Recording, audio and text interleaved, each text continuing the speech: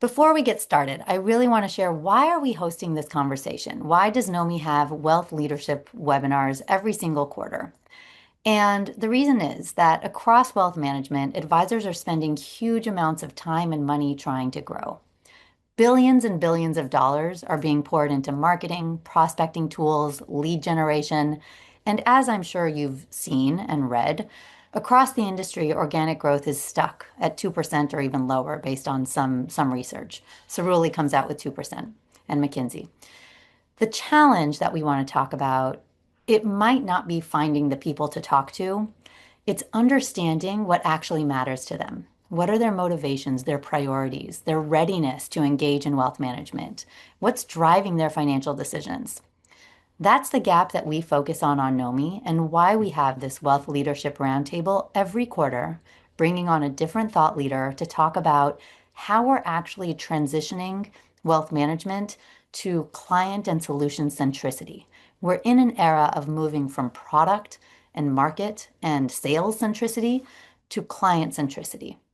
So that's what we focus on. We help advisors uncover the human side of money so that conversations start from insight rather than guesswork. When advisors understand their clients at a very, very human level, outcomes change. And we're seeing that in our business. We're seeing 20% advisor gains in efficiency, 30% prospect conversion speed increases, 30% faster prospect conversion, and 50% more of your advice actually being implemented by the clients.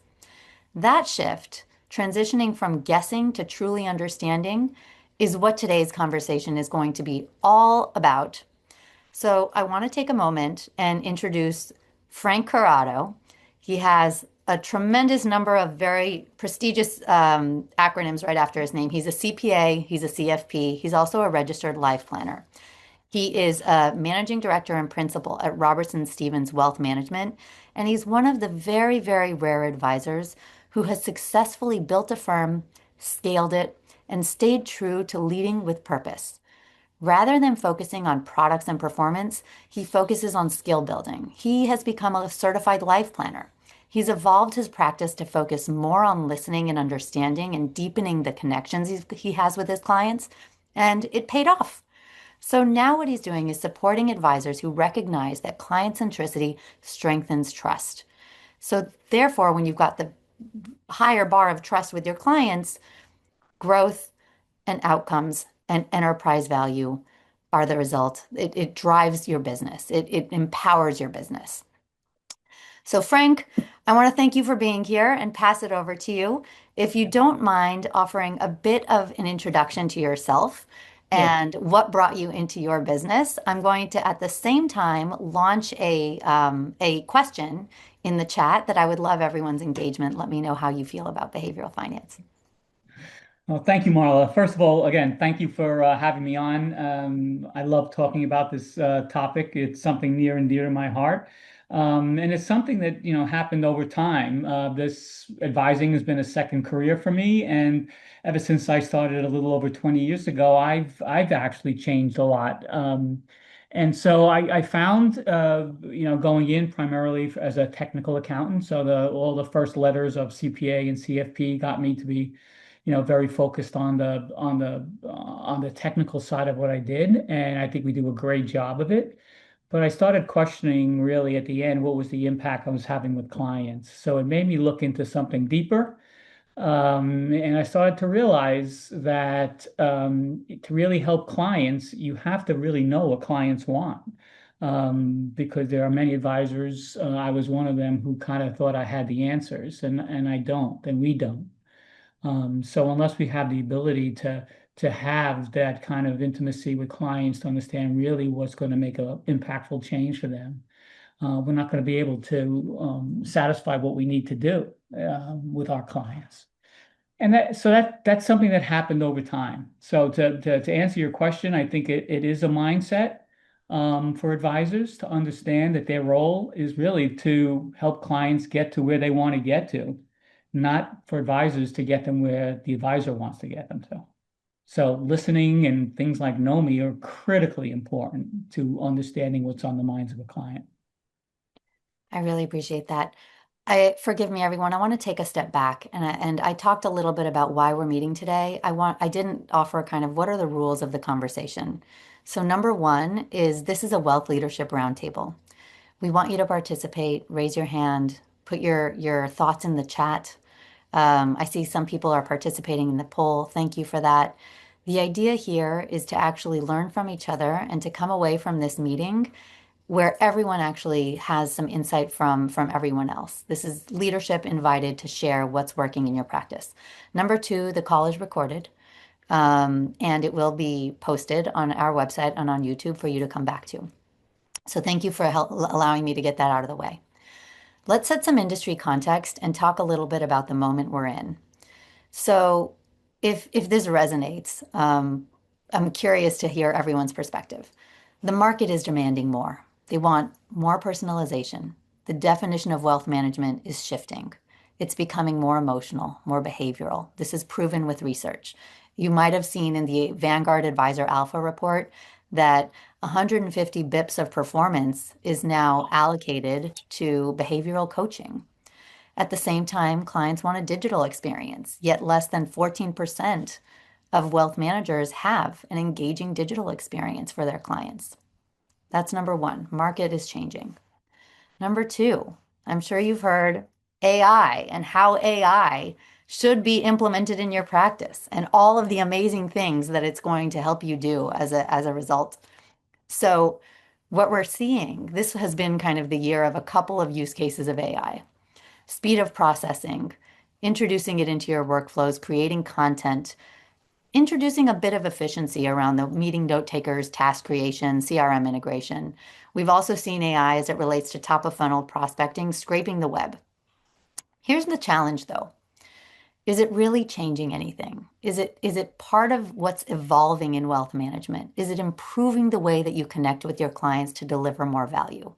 And I open that up as a real question that I would love people to during the course of the conversation, reflect on. Three, as I mentioned at the top, growth is really stalled. 2025 was the largest year on record for inorganic growth.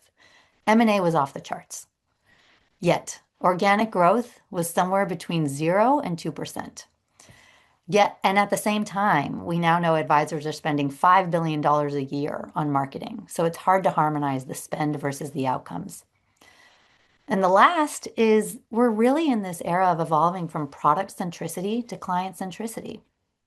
So I wonder, Frank, as you think about here's what's going on in the market, how do you stitch it together?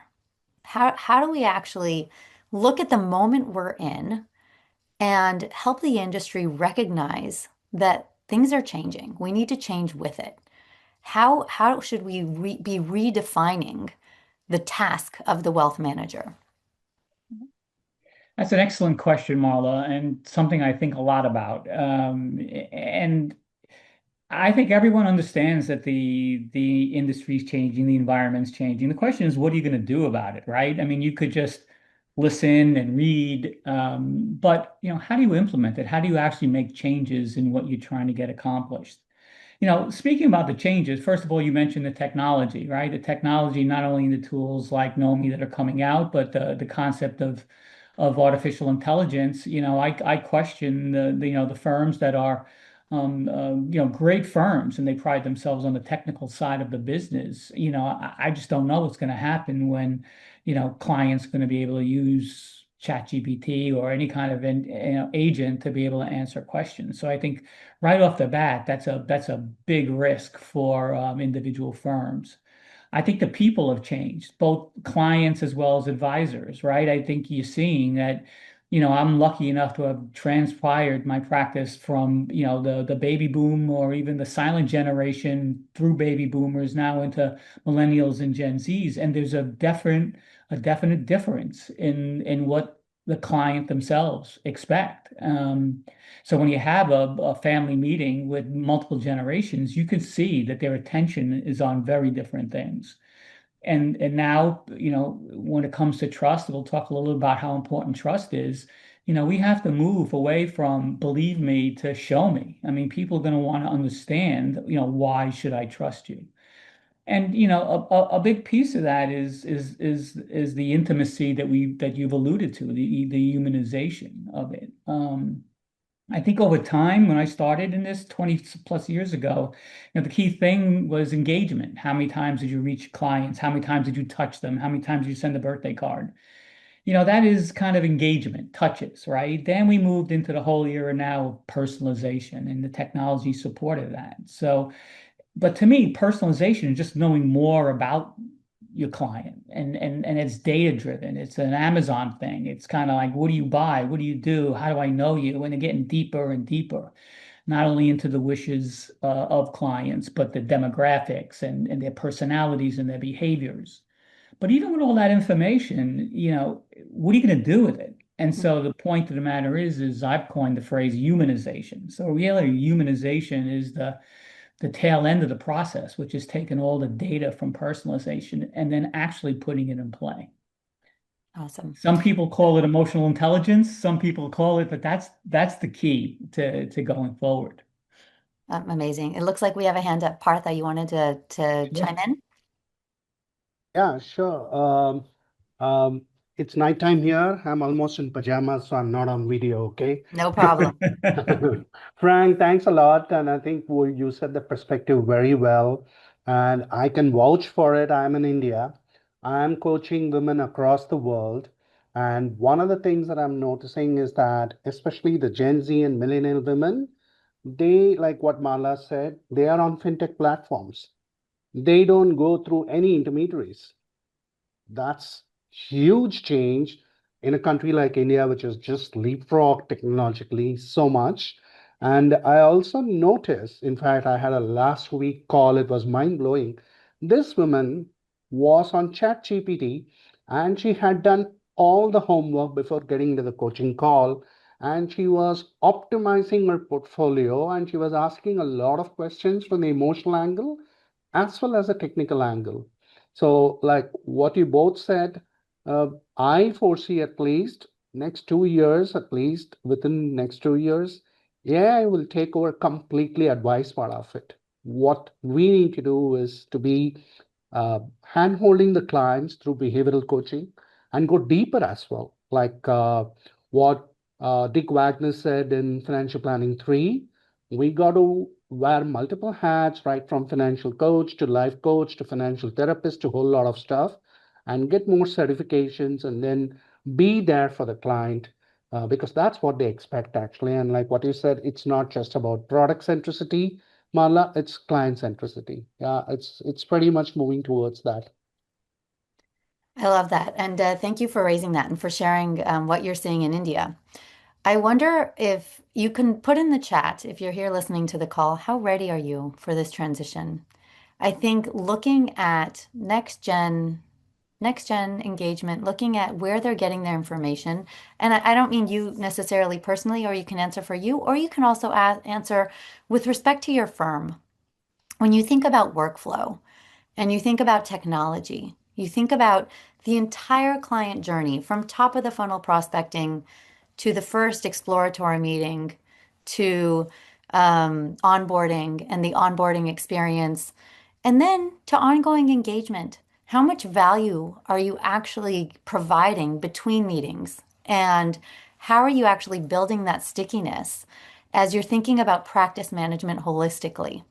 And you're thinking about what it is that you're actioning in the way that your firm is changing the way it is structured in order to centralize the client. So open to other hands raised, but if not, in the absence, Frank, I'll come back to you. And Frank, you and I have talked about it touches everything. As I mentioned, technology, marketing, practice management, and you also brought in, which I thought was a great idea, compensation. So we think about compensation and fee models. One term that you brought up, which I loved, was durability of the relationship. How are we actually measuring and assessing the durability, the resilience in the relationship? Do you mind talking a bit more about that? Sure, sure. I think that, the kind of the life of a client, in my experience, has been, typically they always, I mean, it's rare, quite honestly, that someone calls and says, I need to find my purpose in life. Can you help me? I would love for them to say that. I'd start right in, but it's usually not. It's usually I have a problem, I have an issue, I have a spear in the back, help me with that. And so, I think what happens is you tend to start with kind of a problem setting or problem solving mode. But after time, what happens is you move into more of a purpose driven. I mean, if you do a good job, you've gotten through some of the exercises, the issues, and along the way, you're building up something that is incredibly important, and it's called trust. And so what happens is once you solve problems, and you're a fixer and you start to develop trust, now the client will start to open up, right? And they'll start to talk to you about really what's on your mind. And that's why something like a Anomi, where you're actually getting information about the client up front, you don't have to wait for it, right? So if the client develops any kind of trust, you have a mechanism to start to learn about that. But over time, that relationship becomes something that is extremely durable because you are an essential relationship with the client. And they can't see themselves going ahead without you. And Yeah. so that point, that connection that goes beyond just solving problems is something that is durable. And it's durable for the advisor. And depending on what kind of firm structure you're in, it's durable for the team. And if you're an aggregator, then you need to make it durable for the institution, right? So yeah, there's all different levels of durability, but that kind of essence of trust and being essential, will make a client forever. Do you mind sharing the anecdote that you shared prior to the call today? Sure, sure. In my own practice, I have a great team with me, and so, I've been looking at succession over the last, couple years, and a lot of the clients I've worked with for all these years, I'm starting to give over. I'm starting to let the kind of wings fly, the birds fly, and the wings open, and so, I was just calling some of my long-term clients about telling them about, changing what I'm going to be focusing on. And today, they say, A, I knew you would be doing this, and B, I just want to let you know you've changed our lives. I mean, for someone to say that, and I was very specific at exactly the moments that happened, and what I had to do with the husband, and what I had to do with the wife, and it wasn't just one time. It was is having the sustainability to continue pressing on. It's not like, well, they don't listen to me, or they don't know what they're doing. Why waste my time? The perseverance of staying on something like that, following the wishes, is gets you to a point where you change lives. I love that. When I heard that, my initial reaction was, that's why we're all here. Advisors get into this business because we want clients who say, you've changed my life.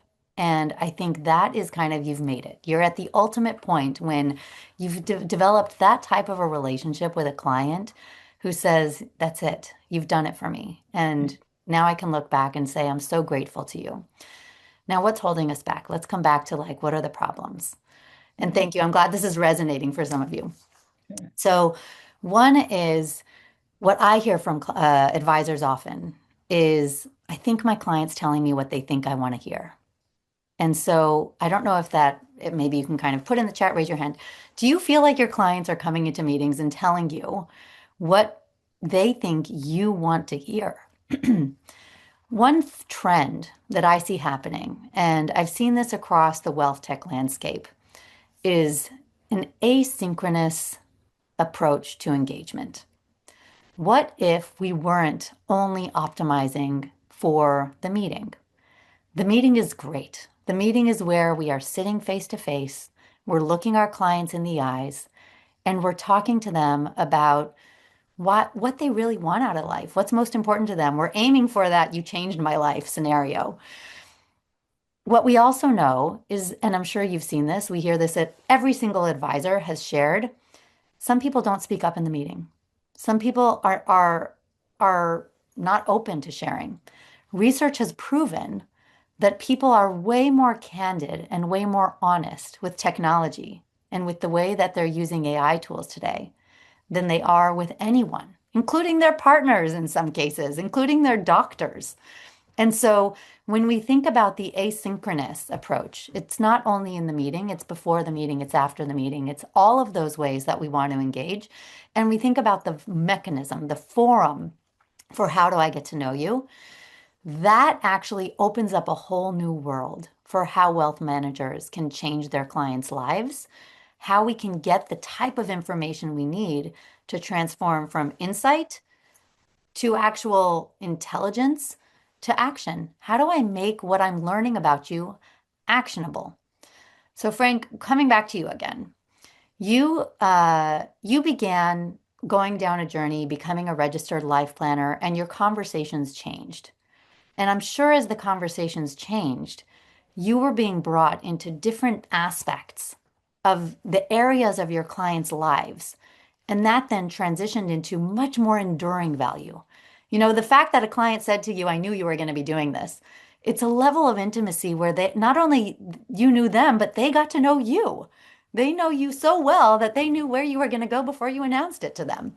Yeah. So, how did that take shape? How did that actually work out in the way that you built those deep, deep relationships? Well, again, as I said in the beginning, it didn't happen intuitively when I started because, when I started, I just think I knew, I thought I knew all the answers. And when I saw myself not being successful to the standards I wanted, so if I have a mission in my own personal to be one of the five most Do you important, mind? Yeah, what was that? What did that mean to be, sorry, to be one of the five most yeah, important? so five most important people in my clients' lives, I want to be the first one of the first five phone calls. And so that's how I trust whether I'm doing a good job or not, right? And so, and not everyone is ready to open, but unless you give people the opportunity to play that part in their lives, it won't happen. And so I think, over time, again, as we started to fix the financial and getting everything, their lives were in order and they're organized, they started to think about much more important. They're more than willing to start to speak to those things. And when they speak to them, it's not about checking a box. It's not about just putting it into your CRM system. It becomes the focus on what you work with them, right? When we bring on clients, we don't really speak to the portfolio until probably the third or fourth meeting. Because quite honestly, any discussion about the portfolio is really meaningless unless you know what that portfolio is supposed to be doing, right? So the point is that it's incredibly important to go on to things like insurance, like estate planning, like portfolio allocation, all that. It has parameters, and the answers could be very different depending on what the output the clients want. So if clients are resistant, and what you have to do is you can't give up. If someone, I know that from a fact that people do want to speak, but that they're either intimidated or don't know how to. So all you really need to do is to be able to give them open space, make them feel comfortable, make them feel like they're in a private situation and they're willing to give it up and give up their information. So, and you have to just ask the right questions and listen. I mean, if I could give one advice, is just for advisors, is just to talk less. Just talk less. Because the clients have the answers. They really do. Can I add something to what Frank said? It's so Please. true. And also what Marla, you said. This is way back 2011 when I did my financial life planning course, just like how Frank did from Kinder, I did from Money Quotient. And the hesitation for people to talk, and it gave away when you started listening, asking open-ended questions. And the best part of it, like what you said, was getting some information in the third or fourth meeting. It became very easy at that time when I just gave the iPad to them to fill up.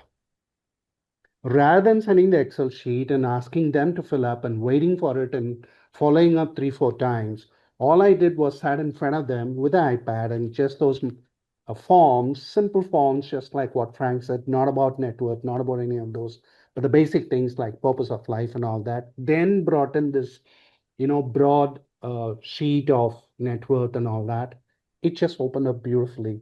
So this was 2011 I'm talking about, and I'm seeing it works beautifully. Yeah, just want to validate. Fantastic.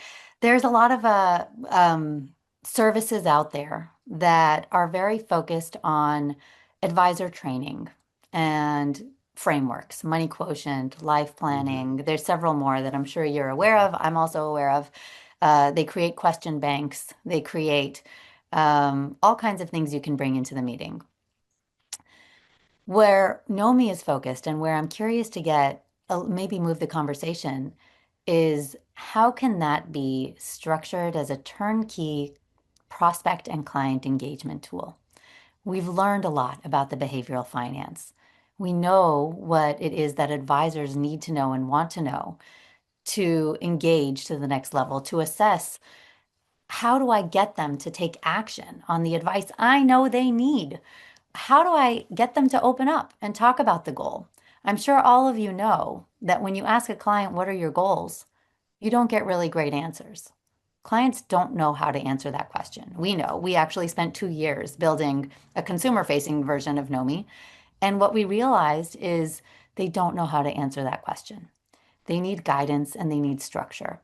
And starting off with understanding what brings them joy. How do they envision the future? What's keeping them up at night? What are their hopes and dreams? That actually gives structure that enables them to articulate what are their goals. Now, once they have their goals and they're able to say, okay, what I really want is I want to add another 2 vacations a year. And I want those vacations to look like, 2 weeks with my family where I don't want any of them to worry about the expense. It's all on me. And, it creates an experience that really means a lot to everyone. Awesome. There's a next component that a lot of advisors miss, and we bring it in from Dr. Megan Lertz's research, and it's called the trans-theoretical model of change. And it recognizes that you might have a goal, but you may be at different stages of taking action on that goal. Understanding what stage of action are you in to acting on the goal is a huge unlock for the advisor. I might be telling you day in and day out, I want an alternative allocation. Everyone's getting an alternative allocation. Why am I only in the public markets? Why can't you get me into alts? Awesome. How do I know how ready you are to do that? Do you even know how much you would want to put in? Is that the conversation we should have? What kind of alternative allocation? Alternatives is a really big bucket, as you guys know. It could be anything that is what we don't consider public, allocations. Is it private equity? Is it private debt? Is it crypto? Is it art? Is it real estate? There's a huge menu. What does that actually mean to you? And if you don't know the answer to that, you're really early in the stages of taking action. If you come to me and you say, I know exactly what I want. I'm ready to put in $50,000 into a private equity allocation, and I already know the fund I want to do it with. In fact, I've researched them. I've got a great relationship with the fund manager. I've been following them for 20 years. I want you to help me manage this money. Very different stage of readiness. And so if you're able to recognize those stages of readiness per goal, you actually help the client address their ability to take action on the goal. It changes the way that you're delivering value. Now, what if that was consistent for all of your clients? What if it was consistent across all of your firm? What if that data was made available to every single person that touches that client in your organization? It's you, the lead advisor. It's the planner. It's the paraplanners. It's the service team. It's the operations team. It's the portfolio managers. It's the assistants. They all know what's happening and they're all kept up on where the client is and where they're going and the words that resonate with them. That's the power of tech. That's the era we're now in. That's the unlock that Nomi introduces. How do we actually power your entire team to help your clients take action and your prospects take action to accelerate conversion by recognizing what they need to hear, rooted in the motivators that are personally relevant to them? That is the power of operationalizing behavioral finance in your practice today. So I'm going to turn it back to Frank again. And also, again, ask if there's any questions. You can always raise your hand or put it in the chat if you're shy. All of that is always welcome. So we can maintain this concept of the roundtable. So Frank, with focus, you think about discussing trust. You talked a lot about trust and intimacy in the relationship. If you are going to look back, obviously you have the anecdote, and you mentioned this before, evolving to a metric of trustworthiness from getting from trust me, where it's like, I want you to trust me. I'm good at this. Look Mhm. at my track record. Look at how many clients we have to show me. Show me, not in your terms, show me in my terms. Show Right. me explain a little bit about what show me means and Yeah. how becoming trustworthy in the frame and the context of the client actually transforms that relationship and gives Yeah. you so much more credibility, reliability, and gets rid of the conflicts that the clients have. Right. Yeah, I mean, I think trust is a big part of my thinking. I've done a lot of work with it, and I practice it and research it. And there's a book, The Trusted Advisor by Graham Brown, I believe his name is. And the thing that I loved during my nerdy years, it was an equation. So what is trust? Well, first, before the equation, let's define the term. There's a difference between trust and being trustworthy. So clients have to trust us, but we have to be worthy of that trust. So it's a little bit of a nuanced difference, right? So getting back to trustworthiness, how do we demonstrate trustworthiness? Well, there's a formula, right? So trustworthiness equals credibility plus reliability plus intimacy divided by self-interest. Hmm. And each one of those we can demonstrate.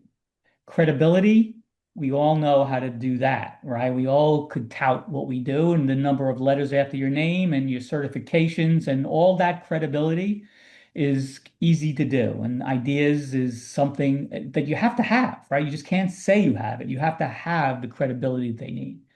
Reliability is nothing more than doing what you say you're going to do.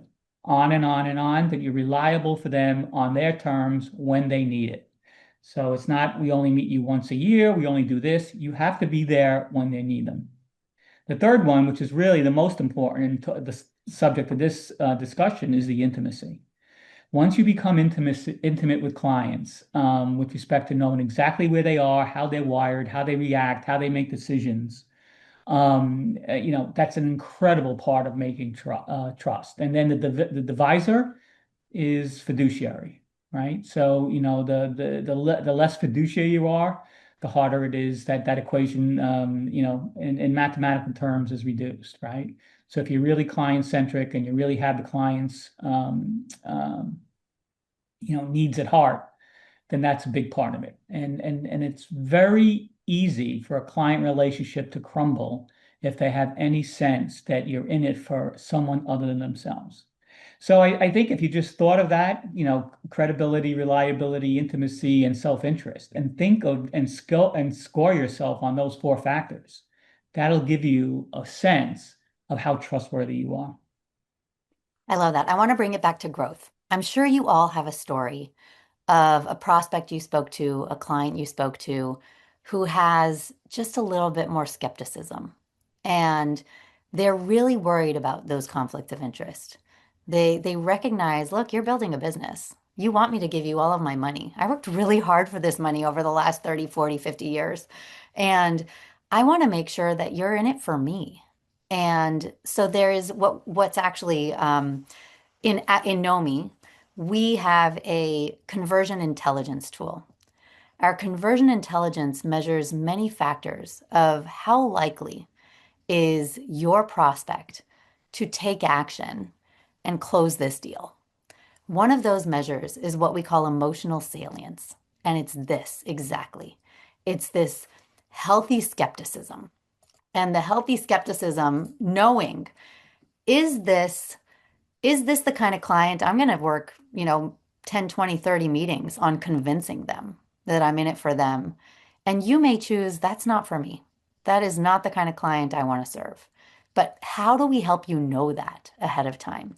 How do we recognize um, the the task that's ahead of you that is related to convincing and this own client's self-acknowledged pain? What is their pain that brought you there? And are they convinced that you're going to help them resolve it? What is that layer of skepticism that's holding them back from taking action? I don't know if that resonates for you. When I was talking to Dr. Lertz, who is our chief behavioral officer, and we were talking about emotional salience, What she turned around and said to me was, Marla, this is you. So she's known me for years. And she said, there are clients like you that really understand the markets and the products really, really well. And it's very hard for advisors sometimes to create that credibility and to create that level of uh, I actually am able to help you with your tasks better than anyone else. I will be 100% candid with everyone here and say I am a really hard client. My husband and I have both been licensed advisors. We are not the client that you dream of. Because we've both been licensed advisors, we know quite a lot about the markets. And it's very hard to actually reach that level of understanding of what it is I'm looking for. That real thing that's holding me there. Do I need an advisor? 100% I do. But really getting to the heart of why. What brought me to that point? And recognizing, well, I might have a hell of a lot of doubt, but I also have doubt in myself. I also know a lot about behavioral finance and recognize the value of working with somebody else as a layer, as an independent person between me and the trigger, the keyboard, as it relates to my own portfolio management. I also am a startup founder. And as a startup founder, I know I don't have the capacity or the time or the wherewithal to manage a portfolio in the way that I know you can. And so recognizing what it's all about and what's driving me there. The other components, by the way, and I'm giving away a lot of our secret sauce here because we're really excited about this conversion intelligence engine. In addition to emotional salience, recognizing what is the bar of the convincing that I'm going to have to do with this client, we're also measuring their intent. What is the strength of their intent? How intent are they on actually working with a wealth manager right now in their lives? We're measuring clarity. Do they know when they come into the meeting how to convey what they're looking for, or is that going to be a whole 6 months, 3 months of work to get them there? Advisor receptivity. Do they know and are they receptive to working with an advisor right now? So when we bring those four things together, we recognize what is driving them toward working with an advisor. Now, there's one thing we also have to recognize, friction. So we bring those things together, we minus friction out of the story. And so that is the key to what Nomi has introduced to the market right now that we call conversion intelligence. There's a whole lot of tools out there that are getting you volume, volume, volume. We're getting you prospects, we're getting you leads. Amazing. What you know and what we know is that what you want is conversion. The leads you're going to get. We're going to help you actually convert those leads to revenue. How are we going to? Well, that's rooted in science.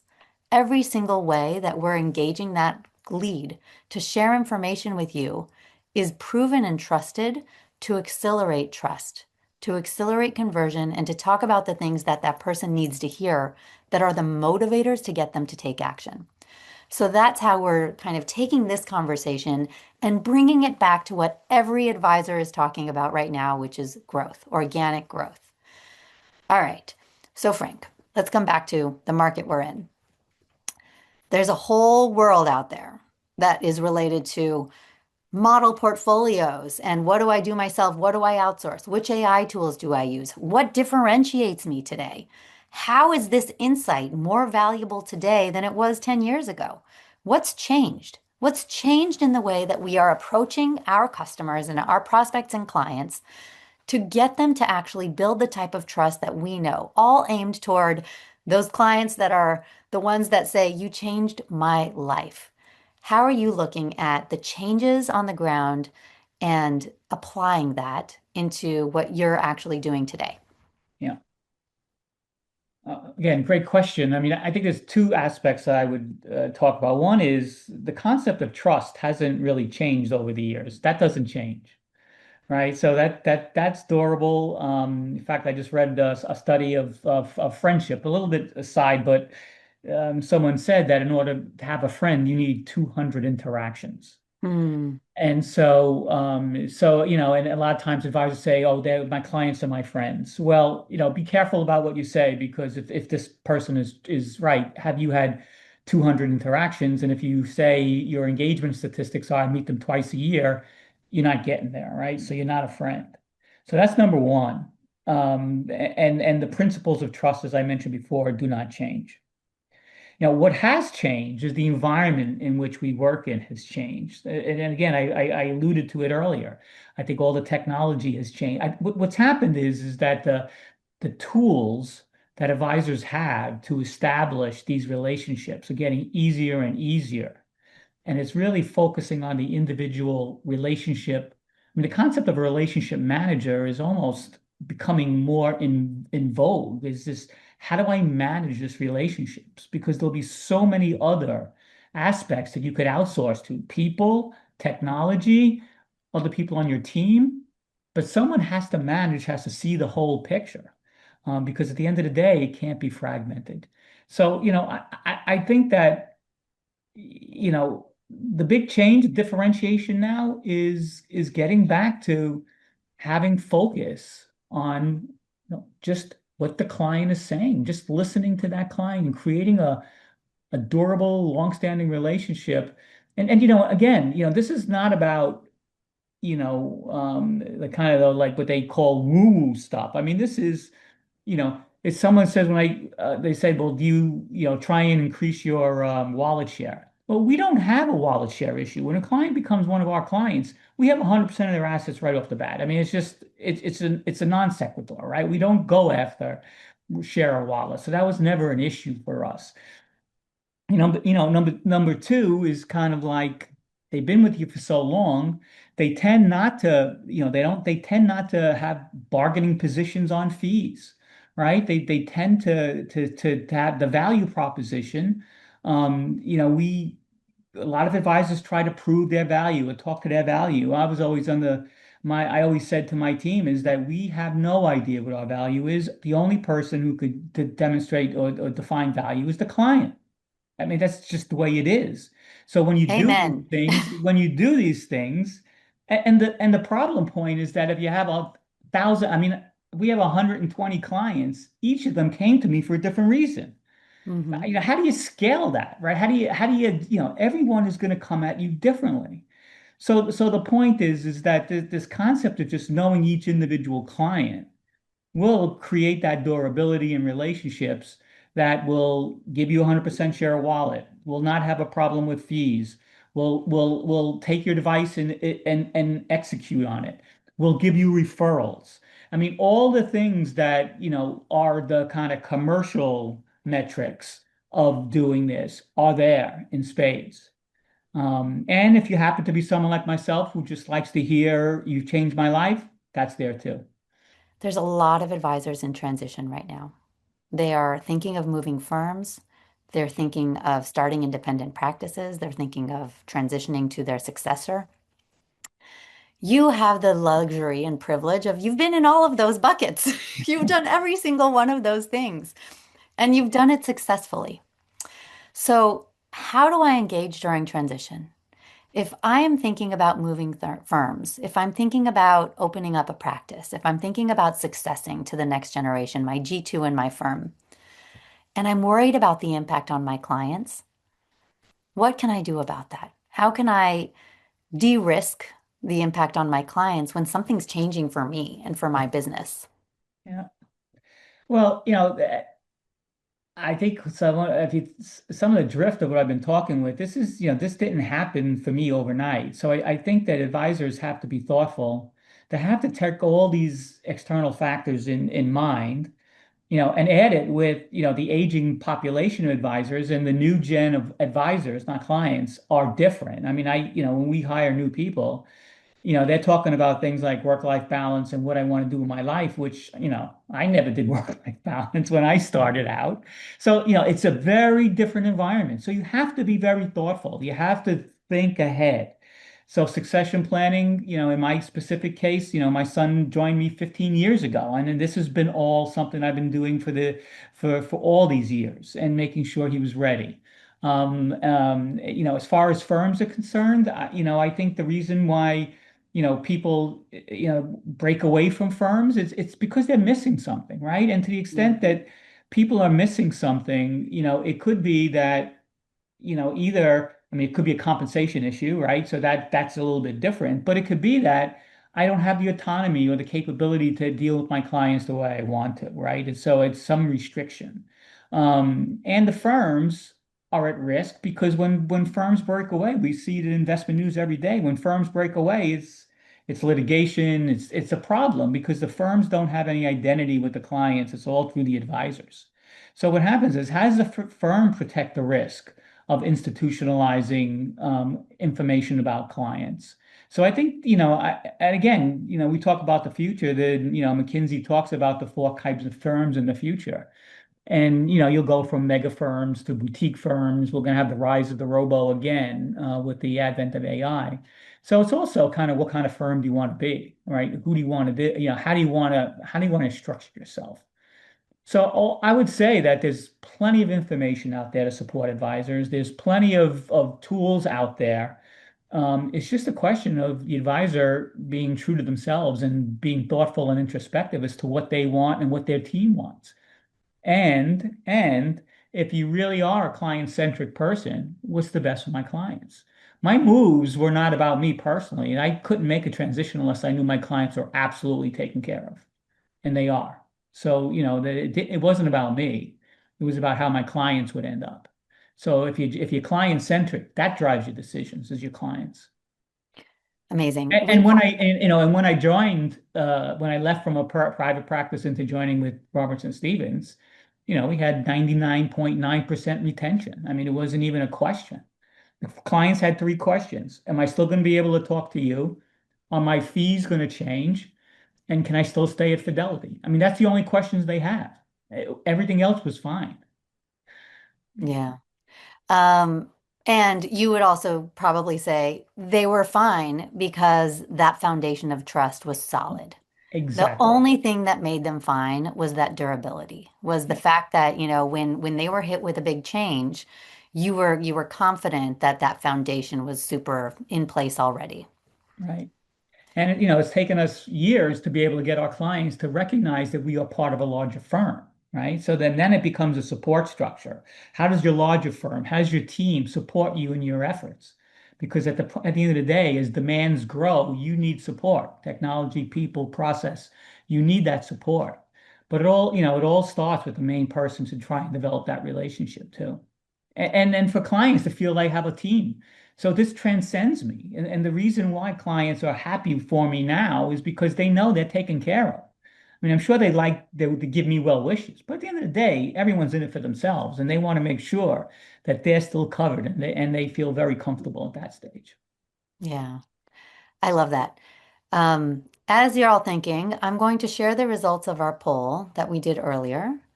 We don't actually, it looks like we don't have a tremendous amount of the short answer questions, but at least you can see the percentages of, how people answered some of the questions that we asked at the top. It sounds like a lot of people are doing discovery. It's an ongoing structured process, 45% of you. Yet, I gotta say, here is over 70% of you are saying it's done primarily during onboarding and only every once in a while during reviews. So, sorry, it looks like people answered a couple of times. It wasn't a mutually exclusive poll. So you've got kind of different ways of doing discovery across the different people here that are showing up at this meeting. How confident are you in your firm's ability to retain 90% of the relationships if a lead advisor exited? About 50%. You're about 50% confident. So it's exactly what Frank was just talking about. And what the entire premise of today's conversation, and very deliberately, I've done other webinars. Some of you have been on my other quarterly webinars where I do a demo of Nomi. I make sure you get to know the product. Today's was different. Today, I really wanted to make sure that we had a conversation, we had a dialogue. We understood, what does behavioral intelligence even mean?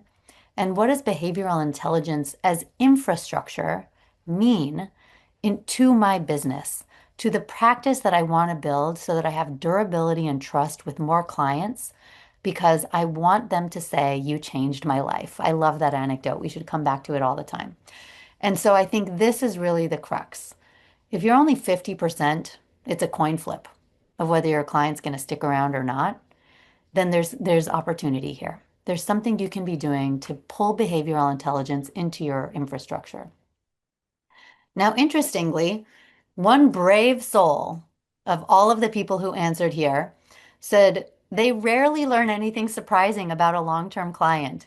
Thank you for answering honestly, whoever answered that, because I think that is a true reflection of what a lot of people, actually happen, or versus what their clients think. And so I love that this one person came forward and said, yeah, rarely. I wonder if that's because I'm so confident I know this person so well anyway, or if it's because there isn't that much surprising happening. Now, I would ask you to reflect on your own self and your own life. Do surprising things not happen all the time? That is how life ebbs and flows. What we love about our customers at Nomi is that we have yet to have an advisor go through the Nomi experience with their prospect, with their client, and not say, I learned something new about my client. Every single advisor, advisors who have had this client for 30 years, all come away and say, this is really meaningful. It's profound. It's something about the client that didn't come up before. It didn't come up before for any number of reasons. The reason it didn't come up is not because you're a bad advisor. You're an amazing advisor. You built a relationship. You've really been giving them value, but it doesn't mean you know everything. It doesn't mean that they're expressing or sharing everything in the way that needs to come into the relationship. And that's the thing that we're helping to solve. So again, I want to thank this brave soul. About 36% of you, the most, answered that you learned something new in the past month. So that's great. Of all of your clients, let's say you have between 60 and 120 clients, like most advisors do. Wouldn't that be amazing if it was every single time I meet with a client? Every single time I meet with a client, I learn something new. I get something profound that helps me uncover a way that I can deliver them with more value. I had a great podcast with somebody you guys probably know, Alex Potts. He was the CEO of Loring Ward in Buckingham. And Alex said, my job as an advisor is a problem hunter. I'm always, always on the hunt. I want to understand what is happening in my client's life all the time. What are those surprises that give me the fuel I need to be better and better and better in my craft? And so I loved that when you said that in the podcast.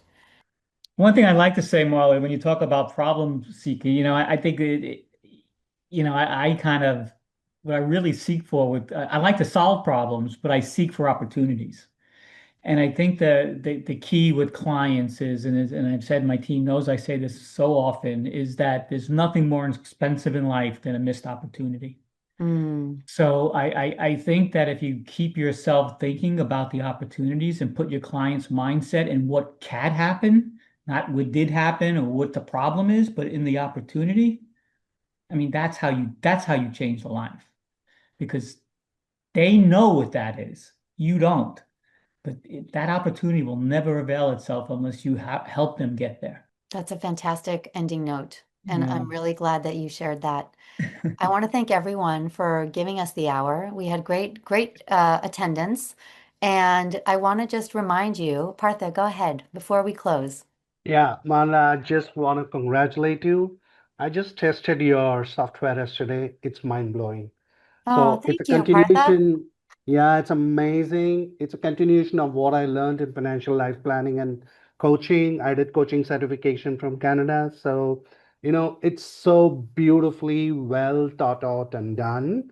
And in fact, I'm going to use it for my coaching clients now. So it's going to be pretty Right. interesting because it becomes a beautiful onboarding process when they come for the discovery call. So it makes life easier in terms of understanding them better. It gives clarity in terms of what they want out of life and connecting money to that. So brilliant work. Thank you so much.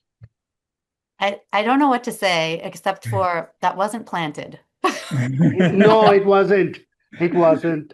It just coincidental. I just logged in yesterday. I signed in and I took the test myself.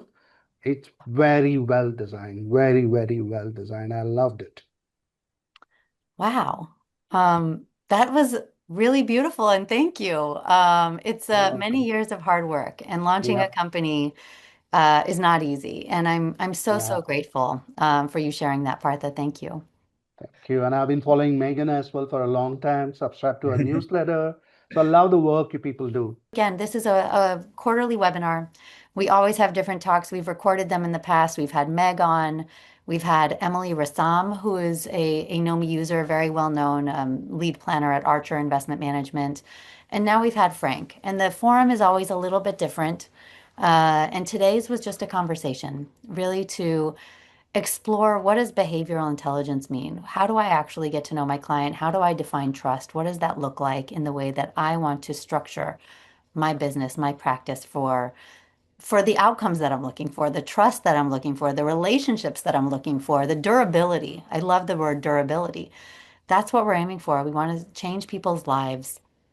Yeah. Um, And yeah, Marla, I just like to say, if anyone wants to reach out to me separately on the side, whatever, I'm more than happy to interact with the people on the call. Obviously, people on this call are motivated, so I'm more than happy to continue the conversation. again, leave you with a lot of gratitude. Thank you for giving us a little bit of your time on this Wednesday. And Thank I you. welcome you to check out Nomi, to message me on LinkedIn, to email me, marla@nomi.com. And if I can be of support, I'm very happy to anytime.